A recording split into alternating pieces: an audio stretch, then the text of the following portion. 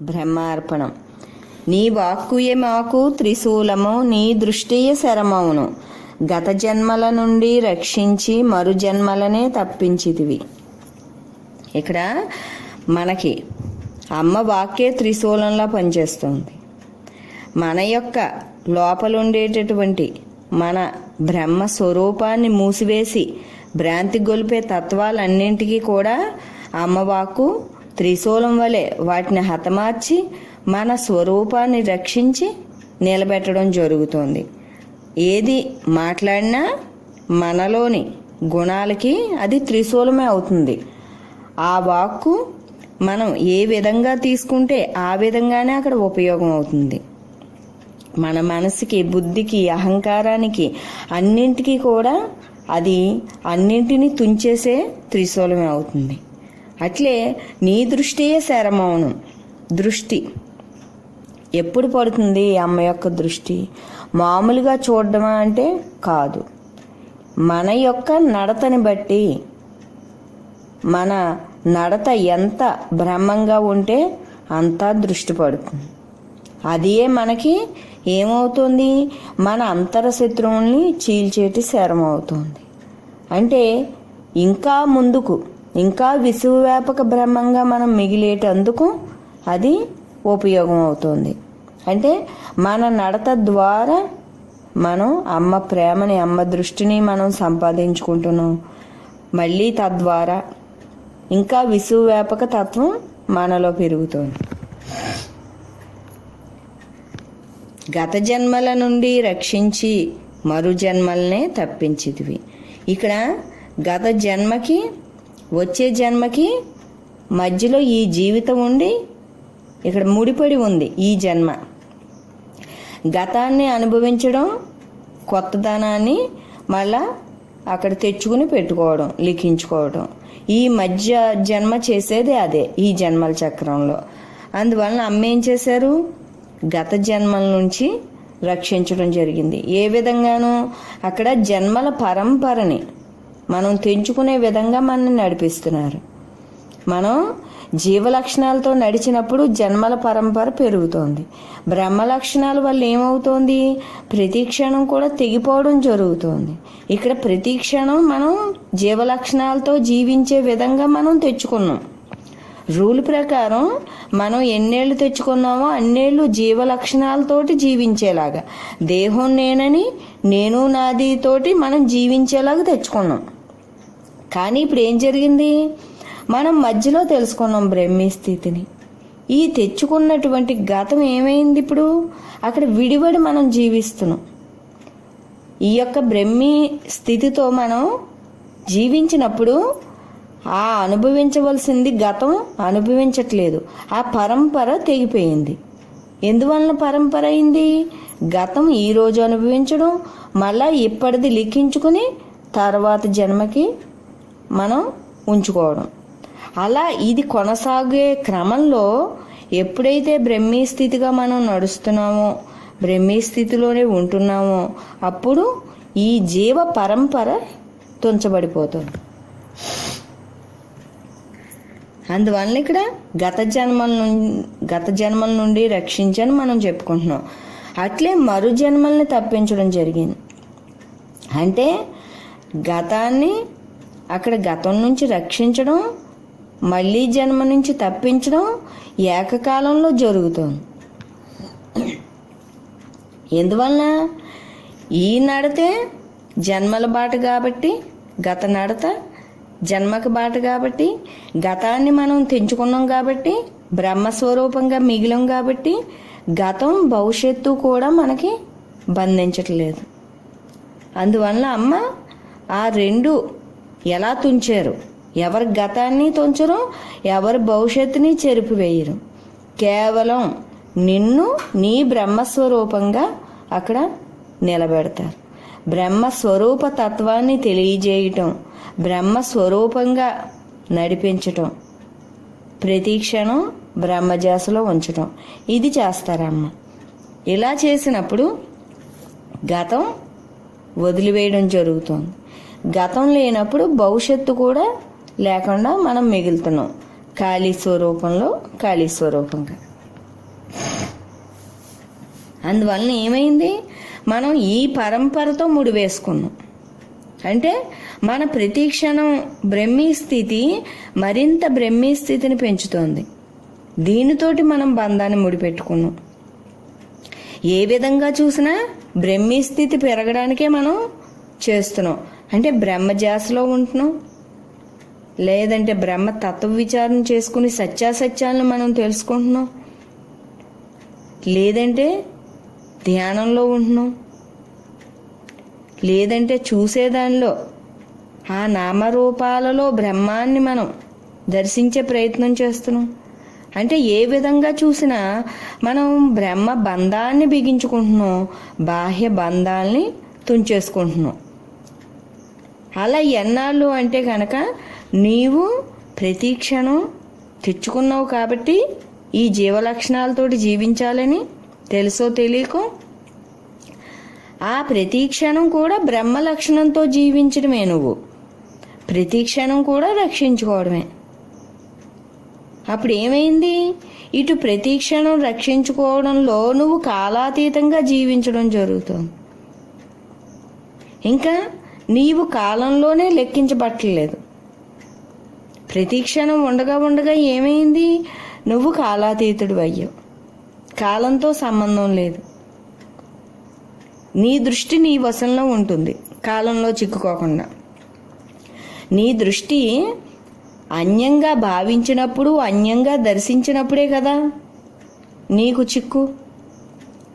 అసలు నీ దృష్టి నీ నుండి విడిపోకుండా వేరుగా నీ దృష్టి నీలో కలిసి ఉన్నప్పుడు బ్రహ్మస్వరూపం ఎలాగా కాలాతీతమైంది.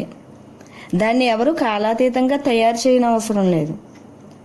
అది కాలానికి అతీతంగా ఉండి కాలాన్ని నడిపించేది.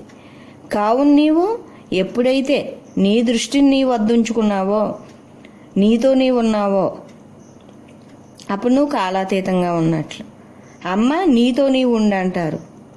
నీతో నీవంటే నీ దృష్టిని నీ బ్రహ్మస్వరూపంలో ముంచి ఉంచు. అది అన్యంగా విడిపోతే నీ నుంచి అది కాలంలో లెక్కించబడుతుంది, దేహదారిగా పరిగణించబడుతుంది. అప్పుడు మళ్ళా గతం భవిష్యత్తు రెండూ లెక్కించబడతాయి. అంటే గతం పట్టుకోకుండా భవిష్యత్తు లిఖించకుండా మనం ఉండాలి అంటే ఏకైక మార్గం కాలాతీత స్థితి.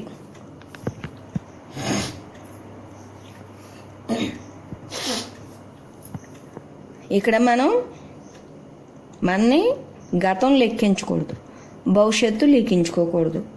ఇది కేవలం నీ దృష్టి అన్యంగా నిన్ను వీడి వెళ్ళకుండా ఉన్నప్పుడు, నీతో నీవు ఉన్నప్పుడు ఏకకాలంలో రెండూ జరుగుతున్నాయి. అంటే నీవు ఏకాత్మ స్వరూపంగా ఉండి రెండింటి ద్వారా నువ్వు రక్షించుకుంటున్నావు నిన్ను నీవు.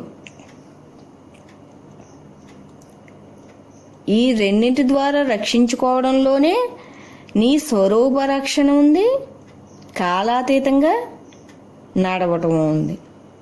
నీ స్వరూప రక్షణ ఎందుకు ఉపయోగపడుతోందంటే ఈ జీవితంలో నువ్వు ఆనందంగా జీవించడానికి, అతీతంగా జీవించడానికి ఉపయోగపడుతుంది. కాలాతీత స్థితి దేనికి ఉపయోగపడుతోంది? బ్రహ్మ స్వరూప చెంతకి నువ్వు చేరడానికి. అంటే ఒకటి జీవిత రక్షణకు ఉపయోగపడుతుంది నీతో నువ్వు ఉండడం. నీతో నీవు ఉండడంలో కాలాతీత స్థితిగా నువ్వు ఉంటున్నావు కాబట్టి కాలాతీత స్థితి నీ స్వరూపం అనంత విశ్వవ్యాపక స్థితిని పొందడానికి ఉపయోగపడుతుంది. అంటే ఏమైంది, ఏకకాలంలో నీకు నీ జీవిత జన్మ ఉద్ధరణలు రెండూ జరుగుతున్నాయి. అంటే జీవితము జన్మ వేరా అంటే ఇక్కడ జీవితం పైకి కళ్ళకు కనిపిస్తోంది. ప్రతిరోజు మన కంటికి కనిపిస్తున్నాం. మన జీవితం, మన నడక అన్నీ కనిపిస్తున్నాయి. జన్మ కనిపించనిది. అంటే జనన మరణాల మధ్య గల అంతర్స్థితి జన్మని చెప్పుకుంటాం. ఈ అంతర్స్థితిలో మనకి అక్కడ విశ్వవ్యాపక విశాల తత్వం ఏర్పడుతుంది కాలాతీతం వల్ల. నీతో నీవు ఉండడం వల్ల ఈ కనిపించేటటువంటి ఈ జీవిత స్థితి ద్వంద్వాలు లేకుండా అక్కడ ఆనందంగా మనకి గడుస్తుంది. ఇది ప్రతి క్షణం కూడా మనం బ్రహ్మీ స్థితితో గడుపుకోవలసిన స్థితి జీవితం. జన్మోద్ధరణ అంటే అంతరంగంగా సవరించుకోవాల్సింది. నీ జీవిత నడతను బట్టి జన్మోద్ధరణ ఆధారపడి ఉంటుంది. జన్మోద్ధరణ జరగడం వలన మరలా నువ్వు జీవితంలో చిక్కుకోకుండా ఉంటున్నావు. అంటే ఒకటి బాహ్య సవరణ, ఒకటి అంతరంగ సవరణ. దీన్ని సవరించడం వల్ల అది సవరించబడుతోంది, అది సవరిస్తే ఇది సవరించబడుతోంది. ఈ విధంగా ఇక్కడ మనకి అమ్మ ఏం చేశారు, అక్కడ వాక్కు దృష్టి ద్వారా ఒక త్రిశూలంలాగా మన పైన అవి ప్రయోగించబడి మన అంతర్శత్రువులను నశించబెట్టి గత జన్మల నుంచి రక్షించబడి మరు జన్మల నుంచి తప్పించబడుతున్నాం.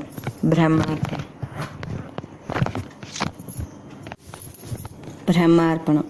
ఇక్కడ నీ జీవితాన్నే నీకు ఉదాహరణగా చూపించినప్పుడు నువ్వు వెనువెంటనే తెలుసుకుని అక్కడ ఆచరించి నీవు నీ స్థితిని పెంచుకోగలుగుతున్నావు.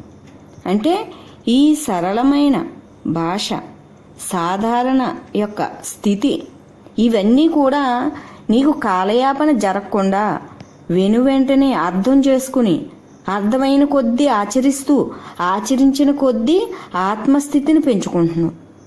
అందువలన ఇక్కడ అమ్మ ఏం చేశారు, ఈ ఉపనిషత్తుల సారాంశాన్ని ఉదాసీనంగా తెలిపి ఊరకే ఉండంటూ, అంటే ఏమీ లేదు, నువ్వు ఏదో ఉందనుకుంటున్నావు, మోక్షం అంటే ఏదో చెయ్యాలనుకుంటున్నావు, ఏమీ లేదు, నీ జీవలక్షణాలని నువ్వు తొలగించుకోవటమే అని అక్కడ తొలగించుకునే విధానంగా నువ్వు నడుస్తున్నప్పుడు నిన్ను క్రమేపీ అలా అంచెలంచెలుగా బ్రహ్మైక్యం గావిస్తున్నారు. అంటే ఇది ఒకేసారి వచ్చేది కదా, అంటే నీ యొక్క దేహ అంటే విదేహముక్తి ఒకేసారి లభించేది. ఇక్కడ జీవన్ముక్తి ఏమవుతుంది, నువ్వు బ్రహ్మీ స్థితిలో ఉన్నప్పుడు జీవన్ముక్తుడిగా ఉంటున్నావు, జీవలక్షణాలకు వచ్చినప్పుడు జీవన్ముక్త స్థితిని తప్పుకుంటున్నావు. అందువలన ఇది రావడం వెళ్ళడం ఈ ప్రక్రియలో చివరికి నువ్వు జీవన్ముక్తుడిగా స్థిరపడిపోతావు. ఆ విధంగా అమ్మ బ్రహ్మైక్యం గావిస్తున్నారు. అంటే వెనుతిరిగి చూడకుండా ఉండేలాగా నువ్వు నిలబడాలి మరలా జీవలక్షణాలకి రాని స్థితిలో. అంటే సంపూర్ణ వైరాగ్యత్వంతో జీవలక్షణాలను ఇంక నువ్వు జీవలక్షణాలు నడవటమే కష్టం, స్వధర్మ నడితే సులభం అనే స్థితికి నువ్వు వచ్చినప్పుడు ఇంకా నువ్వు వెనక్కి తిరిగి చూసే పని లేదు. అందువల్ల అక్కడ అమ్మ ఏం చేశారు, నీకు బ్రహ్మైక్యం నువ్వు అయ్యే ఉన్నావు కాబట్టి ఆ స్థితిని చూపించి వదిలేశారు. అంటే నువ్వు మరణించేలోగా ముందుకి వెనక్కి జరిగి చివరికి నీ ఐక్య స్థితిని నువ్వు తెలుసుకుంటావు. నా పని అయిపోయింది, నా బాధ్యత అయిపోయిందని అమ్మ ఏం చేశారు, మూలాన్ని చెప్పి బాధ్యతను తీర్చుకుంటున్నారు. నీ యొక్క జీవితంలో పాఠశాలలాగా మార్చేసి వదిలిపెట్టారు. నీ జీవితంలో ప్రతి సంఘటనకి నువ్వు తెలుసుకోవటం, ఇలా ఉండకూడదని తెలుసుకోవడం, ఇలా ఉండాలని కూడా తెలుసుకోవడం, రెండూ జరుగుతూ ఉంటాయి. అలా జీవితాన్ని పాఠంగా చేసేసారు. జన్మని మూలానికి తగిలించేసి వదిలిపెట్టేశారు.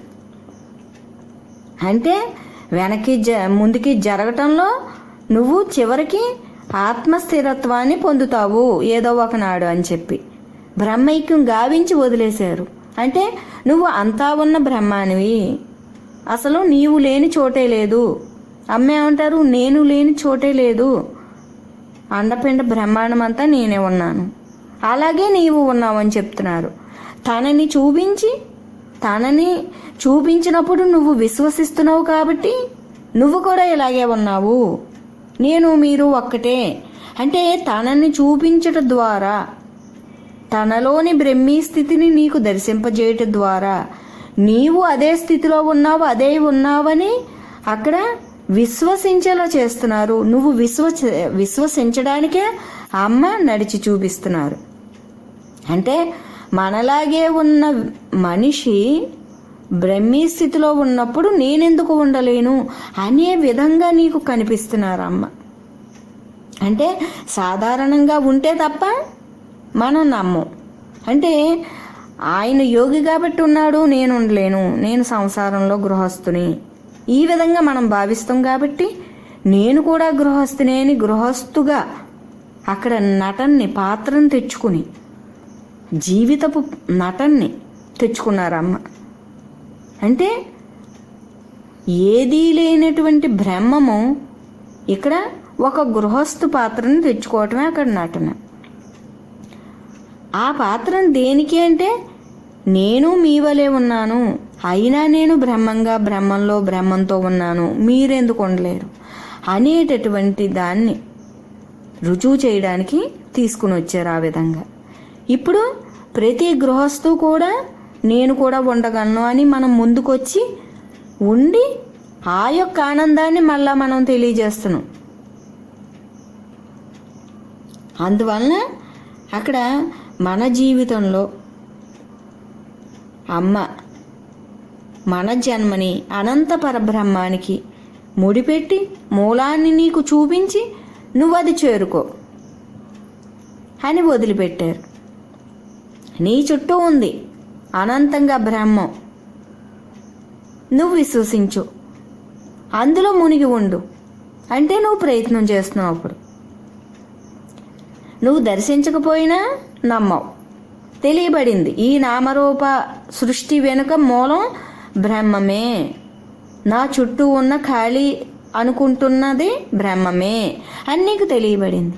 తెలియబడినప్పుడు ఈ తెలుసున్న దానిని అనుభవంగా దర్శించేలా నువ్వు చేసుకుంటావు. నీకు మూలాన్ని తెలియజేసి వదిలేశారు. ఎందువలనంటే నీకు తెలుసున్నది నువ్వు అనుభవంగా, నేను ఎలా అనుభవంగా ఉంటున్నానో నువ్వు అలా అనుభవానికి తెచ్చుకో.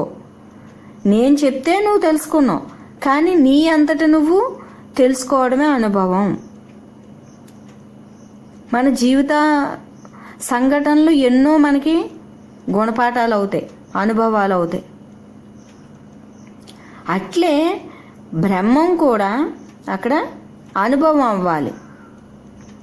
నువ్వు బ్రహ్మం అన్నది నీకు ఎలా అనుభవం అయిందో అంతటా ఉన్నది బ్రహ్మమేనని అనుభవం అవ్వాలి. అసలు ఆ ఉన్నది నేనేనని అనుభవం అవ్వాలి. నీవు సృష్టి మూలం, సృష్టికి అతీతంగా ఉన్నది ఒకే బ్రహ్మమైనప్పుడు ఈ మూడు వేరుగా ఉండవు కదా అని నువ్వు అక్కడ ప్రయత్నం చెయ్యాలి, అన్వేషించాలి. ఈ వేరు తత్వం ఎక్కడొస్తోంది, నాలో ఎక్కడ నన్ను వేరు చేస్తోంది అని నువ్వు తెలుసుకునే ప్రయత్నంలో ఈ అఖండత్వం నీకు తెలియబడుతుంది. అఖండత్వానికి నువ్వు దగ్గర అవుతావు. నీ చుట్టూ ఉంది, దాన్ని ఖాళీ అనుకుంటున్నావు.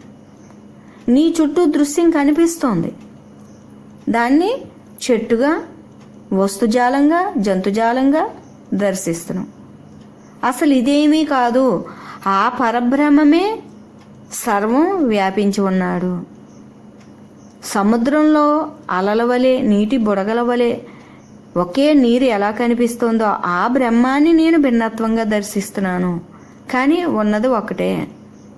ఆ శక్తి లేకపోతే అన్నీ ఏమీ లేవు.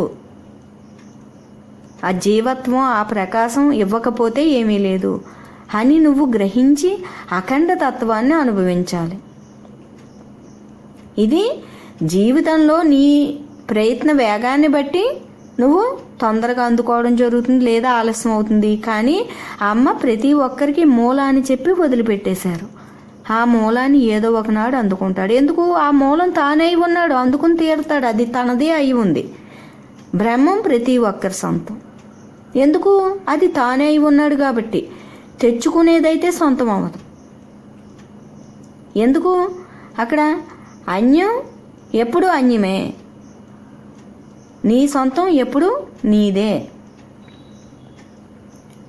ఇక్కడ నీవు నీవు తెచ్చుకున్నటువంటి జన్మలో, నీవు తెచ్చుకున్నటువంటి ఈ మానవ దేహంలో నీ సొంతమైన దాన్ని నువ్వు దక్కించుకోవాలి. అనంత పరబ్రహ్మం నీ సొంతం. ఎందుకు? నీవై ఉన్నావు కాబట్టి. అమ్మ ఆ అనంత పరబ్రహ్మం నేను అని తేలిక ఆనంద జీవితాన్ని అనుభవిస్తున్నారు.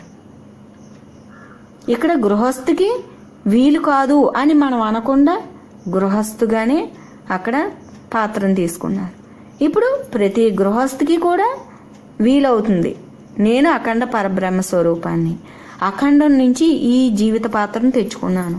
ఈ పాత్రలో నా ధర్మం ఏమిటో నేను చేసుకుంటూ, నా స్థితి ఏమిటో అందులో మునిగి ఉండటమే అని నువ్వు పాఠాన్ని, జీవిత పాఠాన్ని నువ్వు తెలుసుకున్నావు. నీ జీవితంలో నువ్వుండి రుజువు చేసుకుంటున్నావు. నీ చుట్టూ ఉన్న పరబ్రహ్మంలో మునిగి ఉంటున్నావు. ఎందుకు? అదే నీవు కాబట్టి. నీ జాతి ఆ పరబ్రహ్మం యొక్క జాతి కాబట్టి నీ జాతిలో నువ్వు మునిగి ఉంటున్నావు. అక్కడ ఎవరు తెలుసుకుంటే అది తమదే. ఇది నాది అని ఏ ఒక్కళ్ళు అనడానికి లేదు. కానీ ప్రతి ఒక్కరి సొంతం. ఎవరు తెలుసుకుంటే వారి సొంతం, అనుభవించే హక్కు ఉంది. ఎవరు అనుభవిస్తుంటే వారు దరిచేరే హక్కు ఉంది. ఎవరు దరిచేరితే వారికి ఐక్యమైపోయే అవకాశం ఉంది. అంతటి సులభమైన తత్వం బ్రహ్మీ స్థితి. అంత సులభమైన స్థితి.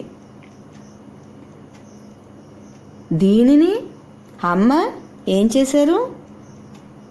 ఊరకే ఉదాసీనంగా తెలియజేసి బ్రహ్మైక్యం గావించి వదిలిపెట్టారు. బ్రహ్మార్పణం. నీ దృష్టియే మాపై ప్రసరించి సృష్టి నుండి తప్పించి బ్రహ్మ మార్గమును చూపితివి, బాహ్య మార్గమును మాపితివి. ఇక్కడ దృష్టిని ప్రసరించి సృష్టి నుండి తప్పించి అంటే అమ్మ యొక్క దృష్టి నేను అఖండ బ్రహ్మాన్ని అని ఏనాటి నుంచో తన జీవ పొర అడ్డులేని స్థితితోటి చిన్ననాటి నుంచి బ్రహ్మీ స్థితిలో ఉంటూ, తాను బ్రహ్మమునని తెలుసుకోకపోయినా బ్రహ్మీ స్థితిలో ఉంటూ 8వ ఏట నేను ఆత్మస్వరూపాన్ని అని తెలుసుకుని ఆనాటి నుంచి ఈనాటి వరకు కూడా బ్రహ్మీ స్థితిలో మునిగి ఉండడం వల్ల ఆ దృష్టి ఏమైంది? మనకి మన యొక్క చుట్టుకున్నటువంటి జీవతత్వాల్ని తొలగించడానికి ఒక శరమైంది, ఒక బాణమైంది. సృష్టి నుంచి తప్పించంటే సృష్టి యొక్క భిన్నత్వం చేత మనం బంధించుకుంటున్నాం కాబట్టి. సృష్టి మనని బంధించదు, సృష్టి బ్రహ్మం. కానీ సృష్టిగా చూసేటటువంటి నీ దృష్టి నిన్ను బంధిస్తోంది. కాబట్టి నీ దృష్టిని నీ చెంతనే ఉంచుకో. నీ దృష్టి బాహ్యాన్ని చూడడానికి కాదు, బ్రహ్మంగా నీతో నీ ఉంటూ నీలో కదలాడే సృష్టిని సాక్షిగా వీక్షించడానికి కేవలం అని తెలియజేస్తున్నారు. నీ దృష్టి బాహ్యానికి కాదు, నీలో కలిగేటటువంటి స్పందనని నువ్వు చూడగలగాలి. అందుకు నీకు దృష్టి ప్రాప్తించింది. దృష్టి అంటే మనం తెలుసుకోవాల్సింది ఏంటంటే కళ్ళతో చూడడం అనేది కాదు, బాహ్య నేత్రాలకి ఉన్నటువంటి చూపు కాదు, అంతర్దృష్టి. బాహ్య నేత్రాలతోటి చూసినప్పటికీ కూడా అంతర్దృష్టి అక్కడ లేకపోతే మనం చూస్తున్న వస్తువు ఏంటో కూడా గమ్మున మనకి అర్థం కాదు. మళ్ళీ చూపుతో కలిపి దృష్టిని పెట్టినప్పుడు ఆ వస్తువు ఏంటో మనం గ్రహించగలుగుతాం. అంటే దృష్టి వేరు, కంటి చూపు వేరు. కంటి చూపు ఏం చేస్తోంది? వస్తువుని అక్కడ గుర్తిస్తోంది, ఇది పలానా వస్తువు అని. దృష్టి ఏం చేస్తోంది? లోపలికి గ్రహించి అవును అని అంగీకార ముద్ర వేస్తుంది. అది ఈ రెంటి మధ్య ఉన్నటువంటిది. ఇక్కడ మనం అటువంటి ఈ భిన్నత్వాన్ని చూసి ఇది మంచి, ఇది చెడు, ఇది నాకు కావాలి, ఇది నాకు అక్కర్లేదు, ఇది నాకు ఇష్టం, ఇది ఇష్టం లేదు అని ఆమోదముద్ర వేసేటటువంటి దృష్టిని ఈ భిన్నత్వం పైన పెట్టకు. నువ్వు ఈ మంచి చెడులను చూడడానికి నువ్వు జన్మించలేదు, నీ దృష్టిని నీ వద్ద ఉంచుకో అని అమ్మ ఏం చేశారు? నీతో నీ ఉండు అని తెలియజేశారు. నీ దృష్టి నీ ఆత్మలో విలీనమై ఉన్నప్పుడు ఏమవుతోంది? నీలో కదలాడేటటువంటి దాన్ని, అది అంటే నీలో కలిగే జీవిత స్పందనల్ని, నువ్వు తెచ్చుకునేటటువంటి విధికి సంబంధించిన స్పందనల్ని, బాహ్యం నుంచి నువ్వు తీసుకుంటున్న దృశ్యం నుంచి లాక్కుంటున్నటువంటి స్పందనని అది చూడగలుగుతుంది. చూసినప్పుడు ఏం జరిగింది? దృష్టి విడిపోయి ఉంటే బాహ్య స్పందనని లోపలికి తీసుకుంటోంది. దృష్టి నీ బ్రహ్మస్వరూపంలో కలిసి ఉంటే బాహ్యాన్ని నుంచి దృశ్యాన్ని లోపలికి తీసుకోవట్లేదు. అంటే నీతో నీవు ఉండడం వల్ల భారం తగ్గింది. ఇంకా లోపల గతం కదలాడుతోంది. ఆ గతాన్ని కూడా నువ్వు దర్శించి నిర్మూలించుకో. అంటే మనకి పనిని తగ్గించి అవగాహనని పెంచి లోపాలని సవరించుకునేలా చేస్తున్నారు అమ్మ. బాహ్య నేత్రాలు బాహ్య జీవితానికి మనం ఉపయోగించుకుంటూ ఉంటాం. అది పక్కన పెడితే మనం మనోనేత్రం అంతర్నేత్రం అంటాం. ఆ అంతర్నేత్రం సదా దాని మూలంలో ఉండాలి. మనోనేత్రం అంటున్నాం, మనసు తెరవబడింది అంటున్నాం. మనోనేత్రం తెరిస్తే సరిపోయిందా? మరికొంత తెలివితేటలతో దృశ్యజాలాన్ని లోపలికి తీసుకుంటుంది తప్ప మనోనేత్రం తెరిచింది ఎందుకు? నా మూలంలో నేను ఉండడానికి, నా మూలాన్ని నేను తెలుసుకుందికి అని తెలుసుకో. నువ్వు నా జ్ఞాననేత్రం నా మూలంలో ఉండడానికి తెరుచుకున్నాను. మూలంలో ఉండి నేనేం చెయ్యాలి? మూలంలో ఉండి బాహ్యాన్ని లోపలికి తీసుకోవడం మానివేసు. ఎందుకు? అది పనికిరానిది, నన్ను జన్మలకి ముంచేదే నువ్వు తెలుసుకున్నావు. అక్కడికి దృశ్యజాలం ప్రపంచంలో ఉన్నటువంటిది నీ లోపలికి ప్రవేశించడం ఆగింది. మరి నీ లోపల నువ్వు గతాన్ని తెచ్చిపెట్టుకున్నది ఉంది కాబట్టి దాన్ని అది వస్తూ ఉంటుంది కాబట్టి నువ్వు వద్దన్నా బాహ్య దృశ్యాన్ని అంటే నువ్వు ఆపుకోగలిగో జ్ఞాననేత్రం తెరుచుకుని. ఇది నాకు వద్దు, నా మూలంలో నేను ఉండటం శ్రేయస్కరం అని నువ్వు తెలుసుకున్నావు. మరి విధిని నువ్వు ముందే తెచ్చిపెట్టుకున్నావు కదా. నువ్వు జీవించి ఉన్నంతకాలం అది నీపై ప్రభావం చూపడం మామూలుగా దాని లక్షణం కదా. అటువంటి లక్షణాన్ని నువ్వేం చేయాలి? నువ్వెలా నిర్మూలించుకోవాలంటే ప్రతి క్షణం నీ లోపల కదలాడే చలనాన్ని, స్పందనని నువ్వు నీ మూలంలో ఉండటం ద్వారా గుర్తించగలుగుతావు. నేను బ్రహ్మస్వరూపాన్ని అని నువ్వు నిలిచినప్పుడు నీలో కలిగే చలనాన్ని నువ్వు కనిపెట్టి ఇది నాకు అవసరం లేదు. ఎందుకు? రాగద్వేషాలు నీకు అవసరం లేదు, కామక్రోధ మోహలోభాలు నీకు అవసరం లేదు. అన్నీ కూడా బాహ్య సంబంధమైన వాటివే నీలో కదలాడతాయి. బాహ్యం లేని స్పందన ఏది ఉండదు. బ్రహ్మాన్ని గూర్చి నిశ్చల స్థితే కానీ బ్రహ్మాన్ని గూర్చి స్పందన ఏముంటుంది? నీకు బ్రహ్మంగా ఉండటం ఇష్టమైంది, నిశ్చల మౌనంగా ఉండటం. బ్రహ్మం కోసం స్పందించేది ఏమి ఉండదు. ఇంకా కలిగిన స్పందనని బ్రహ్మ చింతనగా మనం మార్చుకుంటున్నాం తప్ప బ్రహ్మ చింతనే అది ఒక మెయిన్ స్థితి కాదు, అది ప్రాముఖ్యమైనది కాదు. అది బ్రహ్మాన్ని గూర్చి చింతన చేయడం అనేది నీ బ్రహ్మీ స్థితిలో నువ్వు ఉండట కోసం తప్ప బ్రహ్మ స్పందన అనేది ప్రాముఖ్యమైనది అయితే కాదు. ఇక్కడ నువ్వు స్పందించినప్పుడు నామరూప దృశ్యాత్మకం కన్నా బ్రహ్మస్పందన మేలని నువ్వు బ్రహ్మచింతనలోకి మరలించుకోవాలి. కానీ విశిష్టమైన స్థితి ఏమిటి అంటే నీతో నీవు ఉండటం. నీతో నీవు ఉన్నప్పుడు నీది కాని స్పందన, నీవు తెచ్చుకున్నటువంటి గతంతో ఉన్న స్పందన నీకు తెలియబడుతుంది. తెలియబడినప్పుడు నువ్వు నిర్మూలించుకుంటున్నావు, అంటే ఖాళీని నువ్వు ఏర్పరచుకున్నావు. అంటే ప్రతి క్షణం ద్వంద్వాలని అనుభవించవలసిన కాలాన్ని నువ్వేం చేస్తున్నావు? తుడిచివేసుకుని నువ్వు శుద్ధి చేసుకుంటున్నావు, నీ అంతరంగాన్ని శుద్ధి చేసుకుంటున్నావు. అప్పుడు ఏమైంది? మలినం తొలగటం, ఖాళీ ఏర్పడటం, నీ స్థితి పెరగటం. ఎట్ ఏ టైంలో 3 జరిగిపోతున్నాయి. అంటే ఇక్కడ నీతో నీవు ఉండడంలో ఎంత ఉంది. కానీ అమ్మ ఏం చేశారు? నీ సాధారణ భాషలో నీకు తెలియజేశారు. ఊరకే ఉండమ్మా, నిశ్చల మౌనంగా ఉండు, నీతో నీవు ఉండు. నీకు అన్యచింతన జన్మహేతువు, అన్యం నీకెందుకు? నీ జన్మని ఉద్ధరించుకోవడమే నీకు ముఖ్యమైంది. నీ జన్మని నువ్వు ఉద్ధరించుకుందుకే జన్మెత్తావు. జన్మరాయిచ్చే బాటలో నువ్వు నడువు. ఇలా జీవితపు భాషలో చెప్తున్నారు. కానీ నీతో నీవుండు అనే దానిలో ఎంత గొప్పదనం ఉందో మనకు తెలీదు. అది ఎలా తెలియబడుతుంది అంటే నువ్వు ధ్యానం చేసి మౌనంలో అంతరంగంగా అంతర్పరంగా నువ్వు అమ్మ నుంచి నువ్వు ఆ పరబ్రహ్మమైనటువంటి అమ్మ నుంచి నువ్వు అందుకోగలుగుతావు. నీ లోపల ఇందుక అమ్మ చెప్పిందా నాడు అని నువ్వు అనుభవంగా అందుకుంటావు. నీకు అనుభవం కలుగుతుంది. మనోనేత్రం తెరవడం అంటే ఇదా, సాక్షిగా చూడడం అంటే ఇదా, ఈ స్పందనని ఆచరించకుండా నెట్టివేయడం అంటే ఇదా అని జ్ఞానాన్ని బాహ్యం ద్వారా నీకు అందించి నువ్వు ఆచరించినప్పుడు దాని యొక్క స్థితిగతుల్ని నీకు ఆంతర్యంలో నీకు తెలియజేసి నీ బ్రహ్మీ స్థితిని పటిష్టం చేస్తున్నారమ్మ. నువ్వు ధ్యానం ద్వారానే నువ్వు తెలుసుకోవాలి. నువ్వు ఎక్కడ ఉన్నా బ్రహ్మీ స్థితి ఎందుకు అందుతోంది? మరి ఎంత దూరాన ఉన్నా నువ్వు బ్రహ్మీ స్థితి నువ్వు అందుకోగలవు. నేను బ్రహ్మం అనుకున్న ప్రతి ఒక్కరూ, బ్రహ్మ నడత నడిచే ప్రతి ఒక్కరూ బ్రహ్మీ స్థితిని అందుకుంటూ దేహ లక్షణాలతో విడివడి ఉండగలుగుతున్నారు. ఎందువలన? అక్కడ ఎవరి స్థాయిని బట్టి వాళ్ళకి అంతరంగికంగా అందిస్తున్నారు అమ్మ.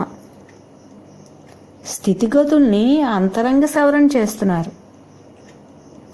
అందువలన నీవు నీతో నీవు ఉండు అంటే నీతో నీవు ఉండమన్నప్పుడు నీకు తెలియదు. అది నీవు లోపల ప్రయత్నించినప్పుడు అమ్మ అందిస్తున్నప్పుడు నీకు తెలియబడుతుంది. నువ్వు ప్రయత్నం చేయనప్పుడు అమ్మ అందించరు.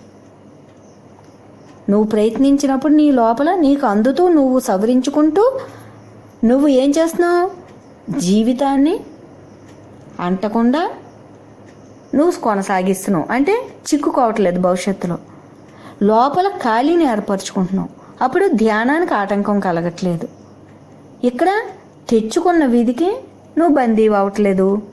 జన్మ నీకు ఏర్పడలేదు. నీతో నీవు ఉంటున్నావు. అంటే ఎన్ని లాభాలు మనకున్నాయి అంటే మామూలు భాషలో మనం లాభాలు అంటాం. ఆధ్యాత్మికంగా చెప్పాలి అంటే కనుక నీ జన్మోద్ధరణ నీ చేతుల్లో ఉంది. నువ్వు భగవంతునితోటి ఐక్యమయ్యి నువ్వు ఐక్యానుభూతిని పొందటం అనేది ఉంది. అంటే ఇక్కడ అమ్మ నీతో నీవు ఉండు అని సవరించేది ఏమిటి అంటే నీ స్పందనని నువ్వు సాక్షిగా చూసేలాగా చేస్తున్నారు. ఎప్పుడైతే సాక్షిగా చూసావో అది తృణప్రాయంగా నీకు కనిపించడం, అది ఆచరించకపోవడం, నీకు తెలియనప్పుడు ఆచరించేసావు. నీ దేహంతో ఆ స్పందన నీ దేహంలో కలిసి నీ చేత ఆచరింపజేసేసింది ఆనాడు.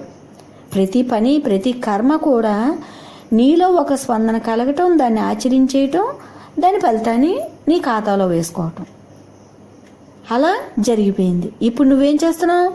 నీ జన్మల ఖాతాను నువ్వు పెంచుకోవట్లేదు.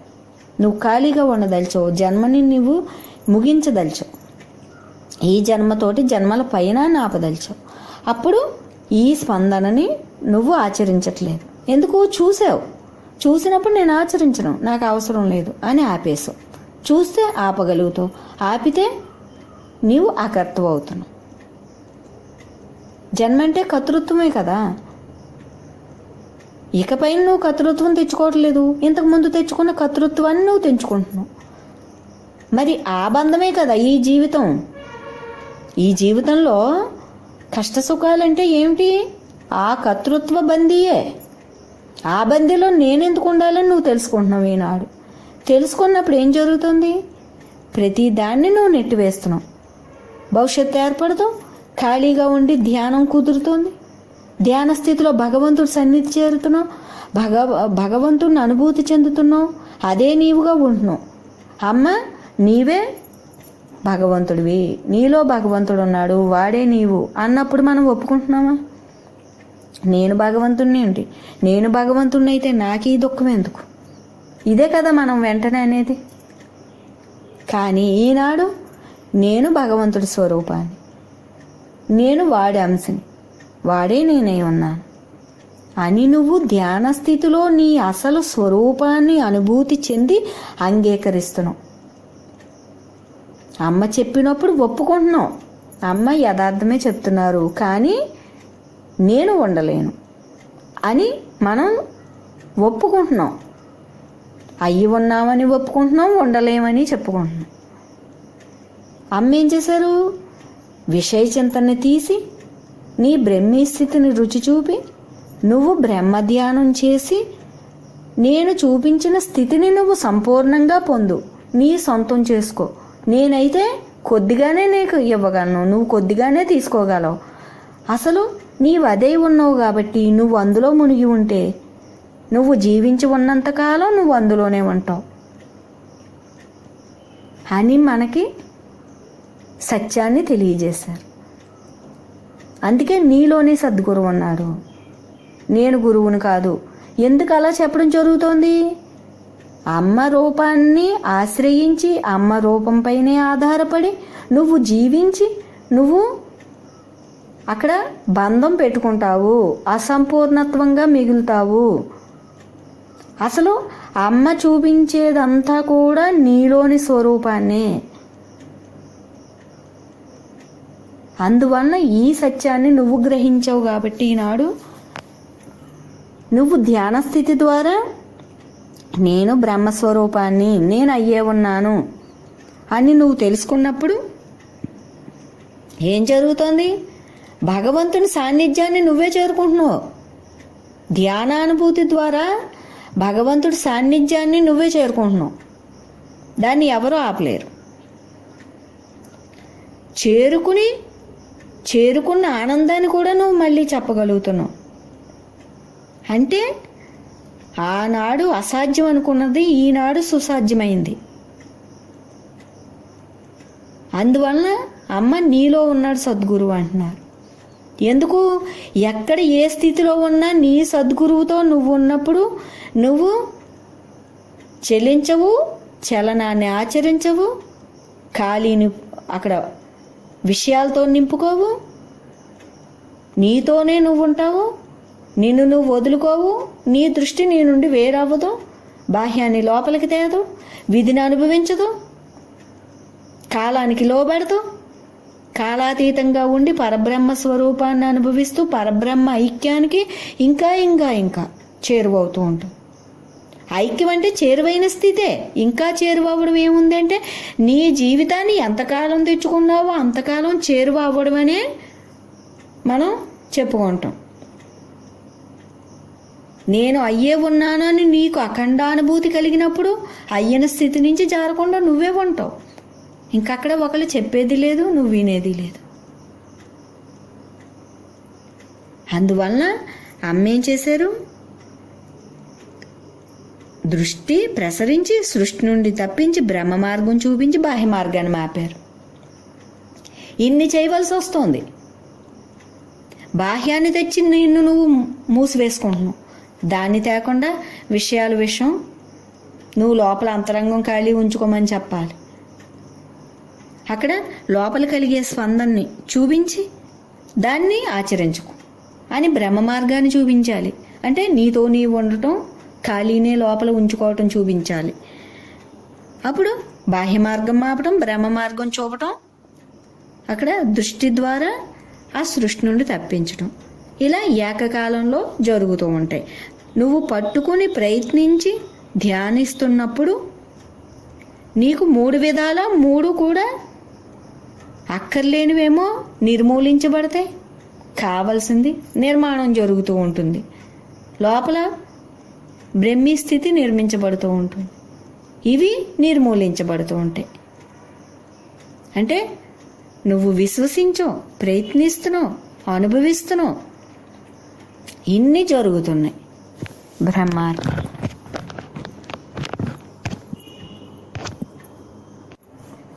బ్రహ్మార్పణం. బ్రహ్మములోనే ఆనందం, బ్రహ్మంలోనే సౌభాగ్యం, బ్రహ్మంలోనే అమరత్వం, బ్రహ్మంగానే మా మరణం. అనుభవంగా అనిపించి ఆత్మస్థిరత్వము నిశ్చితివి. అమ్మ ఏం చేశారు? మనకి బాహ్యంలోనే ఆనందం ఉంది అని భ్రమిస్తున్నారు. ఒక దీపం చుట్టూ పురుగుల వలె ఈ బాహ్య భిన్నత్వం వైపే తిరుగుతున్నారు. చివరికి అక్కడ వాళ్ళ జీవితాల్ని, వాళ్ళ జన్మల్ని వృధా చేసుకుంటున్నారు అని అమ్మ ఏం చేశారు? బ్రహ్మంలోనే ఆనందం ఉంది. మరి ఆనందం ఉంది అంటే సరిపోయిందా? ఆ ఆనందాన్ని నీకు చూపించాలి, నువ్వు అందుకోలేకపోతే అందించాలి. ఇన్ని చేయవలసి వస్తుంది. బ్రహ్మంలోనే ఆనందం ఎందువల్ల ఉంది, ఎక్కడ ఉంది అంటే నీవు బ్రహ్మస్వరూపునిగా నిలుచుటలో ద్వంద్వాతీతుడివై ఆ ద్వంద్వాల్లో గల ఏదైతే ఉందో దుఃఖం అది నివారించబడి నిన్ను తాకలేక నువ్వు సుస్థిరంగా నీ స్థానంలో నిలిచి అందులో గల ఆనందాన్ని నువ్వు అందుకుంటున్నావు. బ్రహ్మంలో ఉన్నది ఒక్కటే ఆనంద స్వరూపం. అది నువ్వు తెచ్చుకున్న దాంట్లో సుఖం దుఃఖం రెండు ఉన్నాయి. అమ్మ ఏం చేశారు? ద్వంద్వాతీత స్థితిలో నీవు నిలిచేలా చేసి ఇందులో గల ఏకైక ఆనందాన్ని నీవు పొందేలా చేస్తున్నారు. అందువల్ల ఏమైంది? బ్రహ్మంలోనే ఆనందమైంది. ఈ జీవితం ఈ బ్రహ్మ మూలంతో సాగుతున్నందువల్ల ఇది కూడా ద్వంద్వరహితంగా నీకు సాఫీగా సాగిపోతుంది. అట్లే బ్రహ్మంలోనే సౌభాగ్యం. ఈ యొక్క బాహ్యంలోనే ఉంది సౌభాగ్యం అని చెప్పి మనం భావిస్తాం. బాహ్యంలో ఉన్నది నీవు తెచ్చుకున్నది ఏదైతే ఉందో అదే ప్రాప్తిస్తుంది. బ్రహ్మములో ఇది నీవు తెచ్చుకున్నది కాదు, ఉండే ఉన్నది. బ్రహ్మంలో ఉన్నటువంటి సౌభాగ్యం ఉండే ఉన్నది. అక్కడ బ్రహ్మంలోనే సర్వం ఉన్నాయి. ద్వంద్వరహితమైంది కాబట్టి ఆనందమే ఉంటుంది, సుఖమే ఉంటుంది, శాంతే ఉంటుంది. ఇంకా రెండవది ఉండదు. సుఖంతో పాటు దుఃఖం ఉండదు, లాభంతో పాటు నష్టం ఉండదు, శాంతితో పాటు అశాంతి ఉండదు. ఎందుకు?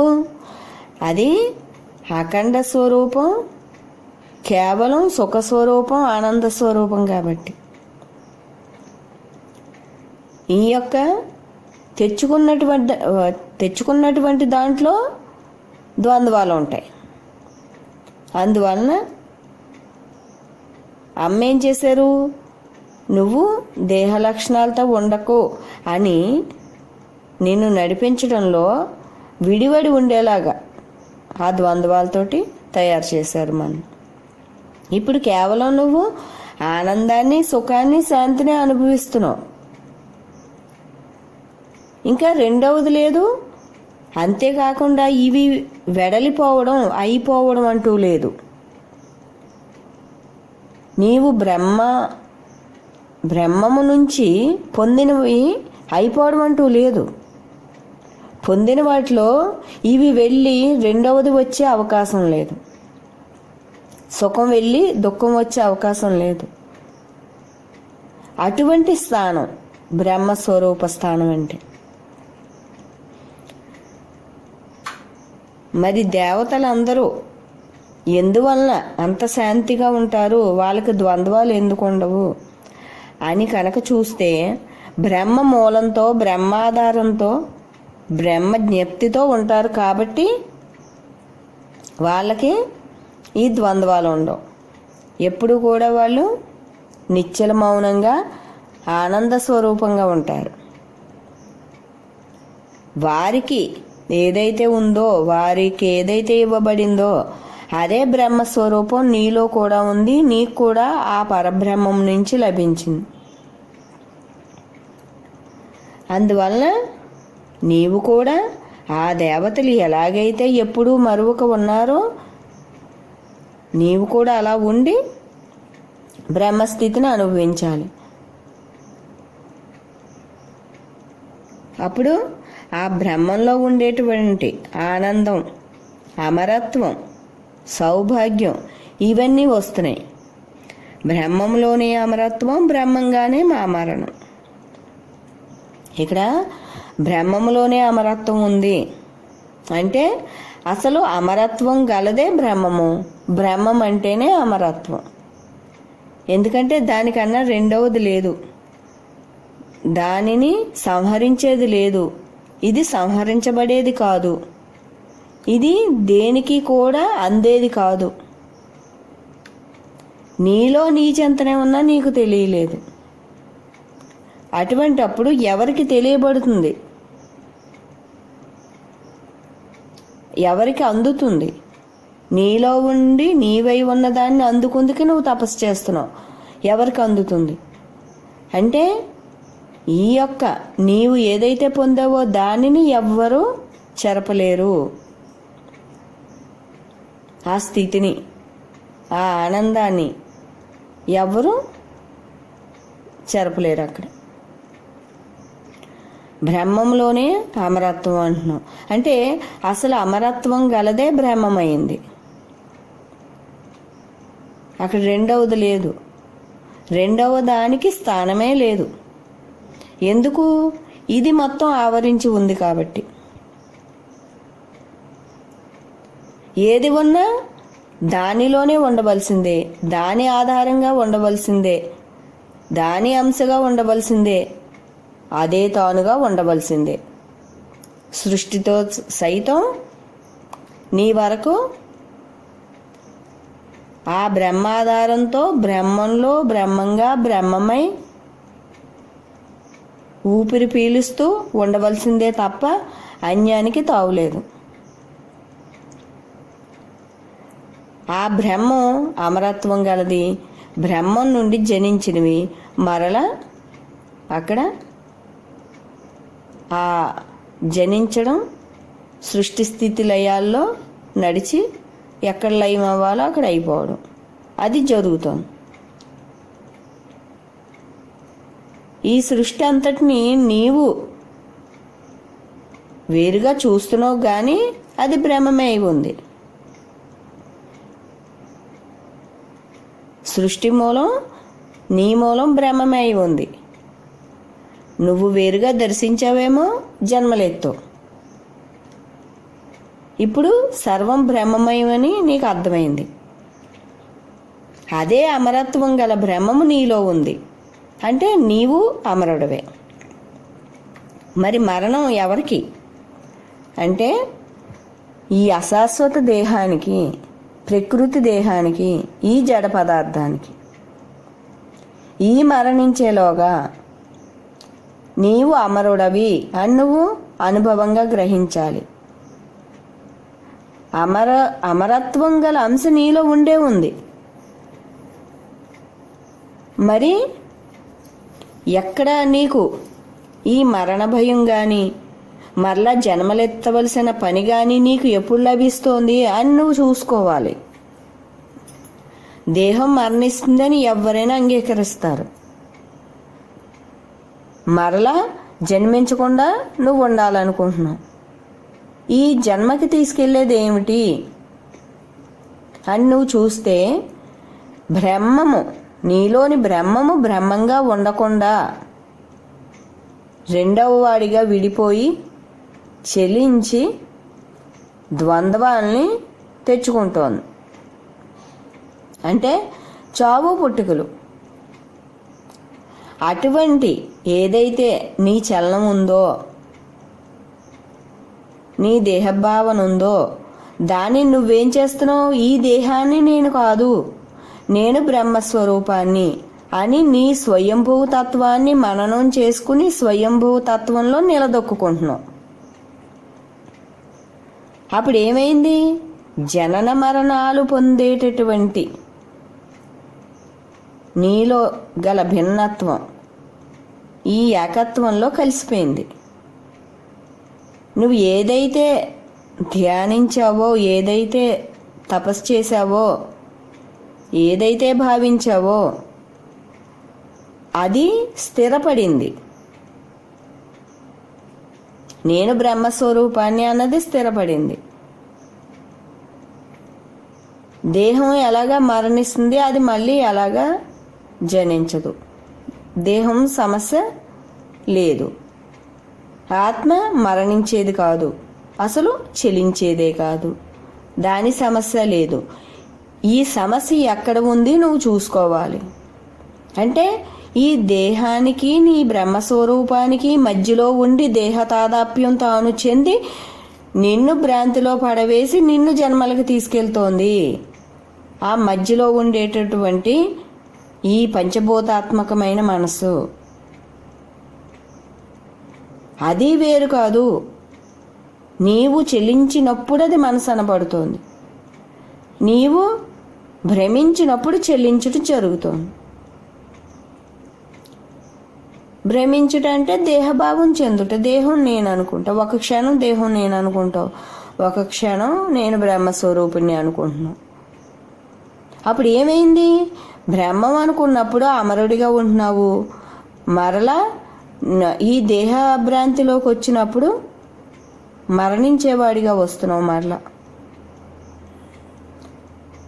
ఇటు అడుగు అటు అడుగు వేయడంలో ఈ మరణించేవాడిగా నువ్వు భ్రాంతిలో ఉన్న క్షణంలో నువ్వు మరణించకూడదు. అది ఇక్కడ వచ్చిన సమస్య. ఏంటి అంటే ఇదంతా ఎందుకు అమ్మ ఇన్ని సంవత్సరాలైనా చెప్తూ ఉండడం దేనికి అంటే, నీ తుది శ్వాస నేను బ్రహ్మం అనే అనుభవంగా ఉండి నిశ్చలంగా వదలాలి.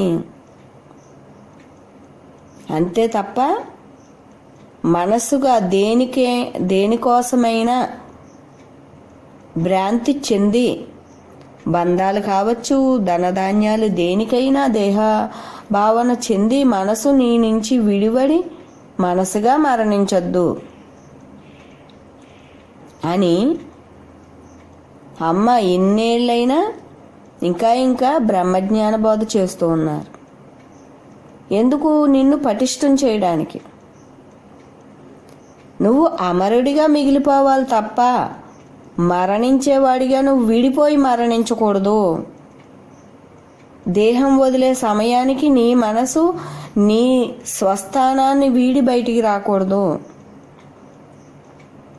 అంటే ఎంత ధైర్యం ఉండాలి, ఎంత దృఢత్వం ఉండాలి. నీవు ధరించిన వస్త్రాన్ని వదిలి పెట్టేంత సులభంగా నువ్వు నీ దేహాన్ని వదిలే ధైర్యవంతుడివి నువ్వు కావాలి. అటువంటి ధైర్యాన్ని అమ్మ ఇస్తున్నారు, చూపించారు. ఎలా ఉంటే నువ్వు నీ తుది శ్వాస అనంత పరబ్రహ్మంపై దృష్టి పెట్టి అనంత పరబ్రహ్మంలో అఖండడువై నువ్వు తుది శ్వాసను వదిలేస్తావు అన్నది నీకు తెలియజేస్తున్నారు. నీ దృష్టిని నీ నుండి వేరు అవ్వనివ్వకు. ఏ సమయంలోనైనా, మరణ సమయంలోనూ కావచ్చు, బ్రతుకున్నంతకాలం జీవితాంతం కావచ్చు, నువ్వు ఏకాత్మ స్వరూపిణిగా నిలువు, అమరుడిగా ఉండు. నువ్వు అమరుడివే, దేహవస్త్రాన్ని వదిలేస్తావు. ఇది ఉన్నంతకాలం నా జన్మోద్ధరణకు వచ్చిందని ఆనందించి ఈ దేహం ఉన్నంతకాలం నువ్వు బ్రహ్మ తపస్సు చేసుకో. ఈ తపస్సు అవ్వడం ఏదో రావడం అంటూ ఉండదు.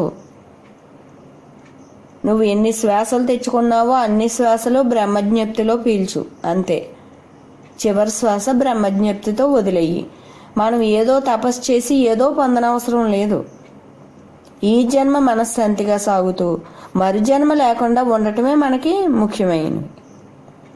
అటువంటి అప్పుడు నువ్వు బ్రహ్మజ్ఞప్తితోటి నువ్వు జీవితాన్ని కొనసాగిస్తూ బ్రహ్మం నీవై చివరి శ్వాస వదలటమే. ఇది జీవన్ముక్తి, అది విదేహముక్తి. ఈ రెండింటికన్నా ఏం కావాలి? ఒక మానవుడు తెలుసుకోవలసింది ఎంతకన్నా ఏముంది? నువ్వు ప్రపంచ దిశగా తెలుసుకుందికి ఎంత దూరం వెళ్ళినా నీకు తరుగంటూ ఉండదు. దానివల్ల ప్రయోజనం అసలు ఉండదు. వెళ్తావు, తెలుసుకుంటావు, ముందుకి శాస్త్రవేత్తలాగా నువ్వు ఎంతైనా ప్రపంచాన్ని తెలుసుకోవచ్చు, కానీ ప్రయోజనం లేదు. ఇప్పుడు నిన్ను నువ్వు తెలుసుకున్నావు, నీ స్థానంలో నువ్వు నిలుస్తున్నావు. తుది శ్వాస వరకు ఆ స్థానాన్ని వీడకుండా ఉండటమే. తుది శ్వాసలో భ్రమించకుండా ఉండటమే, అదే ముఖ్యం. ఎందుకంటే తుది శ్వాస విడిచేటప్పుడు నువ్వు ఏమి భ్రమించావో అదే జన్మ అవుతుంది. కాబట్టి నువ్వు జీవితాంతం కూడా తెలుసుకున్న నాటి నుంచి రాత రాసుకోకుండా, భవిష్యత్తును లిఖించుకోకుండా నువ్వు బ్రతుకుతున్నావు. కాబట్టి నువ్వు భవిష్యత్తు లేనివాడు. కాబట్టి ఆ భవిష్యత్తు లేదు. కాబట్టి చివరి శ్వాస కూడా భ్రమ లేకుండానే మరణం సంభవిస్తుంది. భవిష్యత్తు ఉంటే ఈ భవిష్యత్తుని నువ్వు అనుభవించాలి. కాబట్టి నిన్ను చెలింపచేసి నీకు జన్మ వచ్చేలాగా ఆ భవిష్యత్తే చేస్తుంది. కానీ భవిష్యత్తును నువ్వు నిర్మించుకోలేదు కాబట్టి నీవు జన్మించే విధంగా ఉండదు. కానీ నువ్వు జీవించి ఉన్నంతకాలం ఎలాగా నువ్వు నీ ఎరుకని వీడి ఉండకూడదు. కాబట్టి నువ్వు ఎలాగా బ్రహ్మంగానే ఉంటావు, చివరి శ్వాస బ్రహ్మంగానే వదులుతావు. అదే అక్కడ అమరత్వం. బ్రహ్మంలోనే అమరత్వం అంటే అమరుడువై నువ్వు ఉన్నావు. కాబట్టి ఆ స్థానంలో నువ్వు నిలిచి ఆ అమరత్వాన్ని నువ్వు అనుభవిస్తున్నావు. అంటే చావు పుట్టుకలనే ద్వంద్వాలు నీలోంచి వెళ్ళిపోయే లేవు. ఈ జీవితం ఉన్నంతకాలం బ్రహ్మంగా జీవించడం, జీవితం ముగిసిపోయాక నువ్వు కలిసిపోవడం, ఇదే తప్ప మరణం అనేదే మన దృష్టిలో లేదు. జననం అనేది లేదు, అది గతం. మరణం అనేది భవిష్యత్తు. మనం ఎప్పుడైతే ద్వంద్వరహితంగా ఉంటున్నామో, విధి రాతతో విడిపడి ఉంటున్నామో, జీవలక్షణాలను వదులుకున్నామో, అప్పుడే జన్మమరణాలనే ప్రసక్తి కూడా మనలోంచి పోయింది. ఎందుకంటే ఒకటి గతం, ఒకటి భవిష్యత్తు. మనం ఈ రెండు వదులుకొని జీవిస్తున్నాం వర్తమానంలో, ఎరుకలో. మరి అమరత్వం కాకపోతే ఇంకేముంటుంది? బ్రహ్మ స్థితిని మించిన అమరత్వం ఏముంది? అంటే చావు పుట్టుకలు అనేవి కూడా తలంపులోకి మనకి రావడం లేదు. విధిని అనుభవించేవాడు, జీవత్వంతో నడుచుకునేవాడు, బాహ్యముఖంగా ఉండేవాడు భయపడాలి తప్ప మరణాన్ని తలుచుకుని మనకి తలంపులోనికే రావట్లేదు. నువ్వు భగవంతుని పట్టుకుని ఉన్నావు, భగవంతుడే నీవుగా ఉన్నావు, భగవంతుడి లక్షణాలతో నడుస్తున్నావు. ఇంకా మృత్యువు అంటే భయం ఏముంది? మామూలు వాడికి భగవంతుడు శిక్షిస్తాడనే భయం చేత మృత్యు భయం ఉంటుంది. అసలు శిక్షించేవాడు లేడు, శిక్షించే విధంగా నువ్వు నడచట్లేదు, ఇంకా మృత్యు భయం ఏముంది?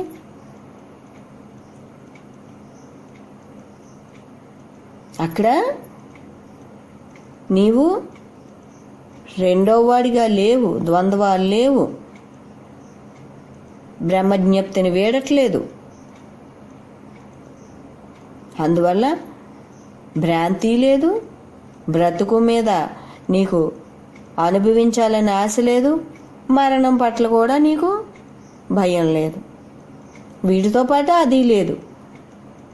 నీవు అమరుడివి, నీవు అఖండ బ్రహ్మానివి అని నువ్వు గ్రహించవు. ఈ గ్రహించిన తత్వంలో నువ్వు ఉండేలాగా నువ్వు చూసుకోవాలి. ఎప్పుడైనా సరే అమ్మ ఏం బోధించారో దాన్ని అమలు చేసే ప్రయత్నం చేయాలి.